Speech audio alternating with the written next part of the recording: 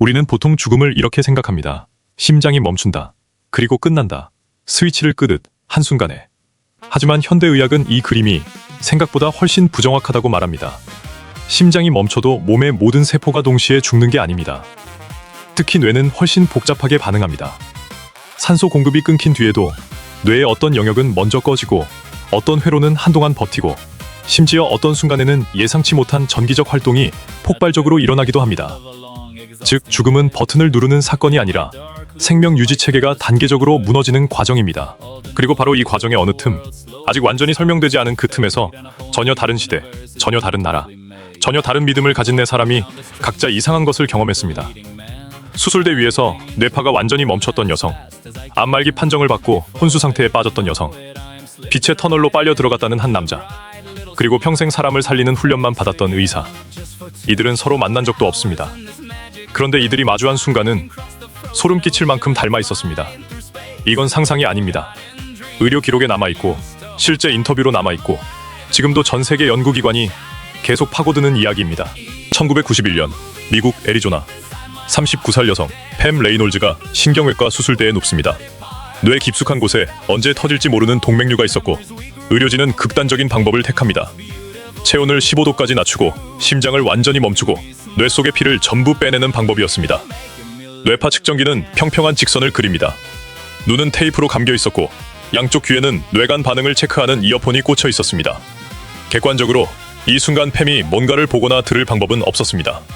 그런데 몇 시간 뒤 깨어난 팸은 의료진을 얼어붙게 만드는 이야기를 시작합니다. 저는 제 몸에서 빠져나와 위에서 수술대 위에 제 몸을 내려다보고 있었어요.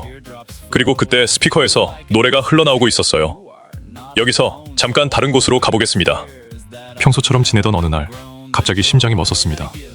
가족들이 다급하게 흉부 압박을 시작했고 누군가 119에 신고했습니다. 그 짧은 순간 그는 이렇게 기억합니다. 눈앞이 갑자기 캄캄해지더니 아주 밝은 빛이 보였어요. 그리고 저는 그 빛을 향해서 꼭 빨대 속으로 빨려 들어가듯 순식간에 끌려 들어갔어요. 앞서 팸 레이놀즈의 경험이 몸을 빠져나가는 감각이었다면 이 남자의 경험은 정반대였습니다. 무언가를 향해 강하게 빨려 들어가는 감각. 그 안에서는 무섭지 않았어요. 오히려 아주 편안했어요. 그런데 갑자기 정신이 들었는데 제 가슴 위에서 누군가 계속 압박을 하고 있더라고요. 그게 심폐소생술이었던 거예요. 그는 이후 이 경험을 계기로 자신이 겪은 일을 영적인 언어로 해석하게 됐고 지금은 무속인으로 활동하고 있습니다. 그는 이렇게 말합니다. 그 순간 이후로 저는 몸이 전부가 아니라는 걸 확실히 알게 됐어요. 흥미로운 건 빠져나가는 경험이든 빨려 들어가는 경험이든 공통적으로 등장하는 요소가 있다는 겁니다. 빛, 그리고 극도의 평온함. 다시 팸 레이놀즈의 이야기로 돌아가 보겠습니다. 신경외과 의사 로버트 스페트젤러는 이 사건을 직접 조사합니다. 팸이 묘사한 수술 도구의 생김새, 의료진 사이의 대화 일부, 그리고 그 노래까지 실제 수술 기록과 대조합니다. 놀랍게도 상당 부분이 일치했습니다. 이 사건은 팸 레이놀즈 케이스라는 이름으로 임사체험 연구에서 가장 자주 인용되는 사례가 됩니다. 물론 반론도 있습니다. 일부 연구자들은 뇌가 완전히 멈추기 직전이나 직후에 아주 짧은 순간에 청각이 남아있었을 가능성, 혹은 수술 전 나눈 대화를 무의식 중에 기억했을 가능성을 제기합니다. 하지만 이 반론들도 모든 디테일을 완벽하게 설명하지는 못했습니다. 그래서 과학자들은 이걸 개인의 특이 사례로 남겨두지 않고 직접 검증하기로 합니다. 영국 사우스햄튼 대학의 심장 전문의 샘 파니아 박사팀은 이런 생각을 합니다. 만약 정말로 사람이 몸을 빠져나와 위에서 자기 자신을 내려다본다면 그 사람은 천장 근처에 있는 것도 볼 수 있어야 하지 않을까? 그래서 연구팀은 심정지가 자주 발생하는 병실 천장에 환자가 침대에 누워서는 절대 볼 수 없는 이미지를 몰래 숨겨둡니다. 만약 유체 이탈이 사실이라면 소생한 환자가 그 이미지를 정확히 맞출 수 있을 거라는 계산이었습니다. 이 연구는 이후 AWERE라는 이름으로 미국과 영국 병원 여러 곳에서 대규모로 진행됐고 2,000건이 넘는 심정지 사례를 분석했습니다. 그중 소생한 환자의 상당수가 심정지 중에 어떤 형태로든 지각이나 기억이 있었다고 보고했습니다. 그런데 정작 핵심이었던 천장에 숨겨둔 이미지를 맞춘 사례는 거의 나오지 않았습니다. 이건 꽤 중요한 결과입니다. 이 연구는 유체 이탈이 사실이다라고 증명하지도 못했지만 동시에 전부 다 헛것이다 라고 결론 짓지도 못했습니다. 파니아 박사는 이렇게 정리합니다. 우리가 확인한 건 심장이 멈춘 뒤에도 뇌에서 어떤 형태의 의식 활동이 일어날 수 있다는 겁니다. 다만 그게 물리적으로 몸 밖에서 실제로 무언가를 보는 것과 같은 의미인지는 아직 증명되지 않았습니다. 즉, 지각은 있었지만 그 지각이 눈으로 보는 것과 같은 방식으로 작동했는지는 여전히 알 수 없다는 겁니다. 공평하게 말하면 이 실험은 임사체험을 반쯤 지지하고 반쯤은 회의적으로 만든 셈입니다. 이제 세 번째 인물, 아니타 무르자니의 이야기입니다. 2006년, 그녀는 4년째 림프종과 싸우고 있었습니다. 종양이 온몸에 퍼졌고 장기가 하나둘 기능을 멈추기 시작했습니다. 의료진은 가족에게 마음의 준비를 하라고 말합니다. 그런데 혼수 상태에 빠진 그녀는 훗날 이렇게 회상합니다. 저는 의식이 사라지는 대신 오히려 그 어느 때보다 선명해졌어요. 제 몸 위에서 의사와 남편의 대화를 들었고 심지어 다른 방에 있던 오빠가 비행기를 놓칠까봐 초조해하는 모습까지 봤어요. 나중에 확인해보니 오빠의 그 상황은 실제 사실과 일치했습니다. 그리고 그녀는 이렇게 말합니다. 저는 그 상태에서 살 것인지 죽을 것인지는 제 선택에 달려있다는 걸 느꼈어요. 그리고 저는 돌아가기로 했어요. 며칠 뒤 그녀는 깨어났고 의료진이 설명할 수 없는 일이 벌어집니다. 몇 주 만에 온몸의 종양이 줄어들기 시작했고 5주 뒤 암은 완전히 관해 상태에 들어갔습니다. 담당 종양내과 전문의는 이 회복 속도를 의학적으로 극히 이례적이라고 표현했습니다. 여기서 과학이 조심스럽게 선을 긋는 지점이 있습니다. 그녀의 회복이 실제로 일어난 일이라는 건 의료 기록으로 남아 있습니다. 하지만 그 회복이 임사체험 때문이었는지 아니면 극심한 공포가 사라진 뒤 찾아온 심리적 안정이 면역 반응에 영향을 미친 것인지는 현재로서는 증명할 수 없습니다. 다만 공포와 면역 체계 사이의 연관성 자체는 이미 여러 연구로 알려져 있어서 이 사례를 완전한 우연으로 치부하기도 쉽지 않습니다. 마지막 인물은 정현채, 서울대학교 의과대학 명예교수입니다.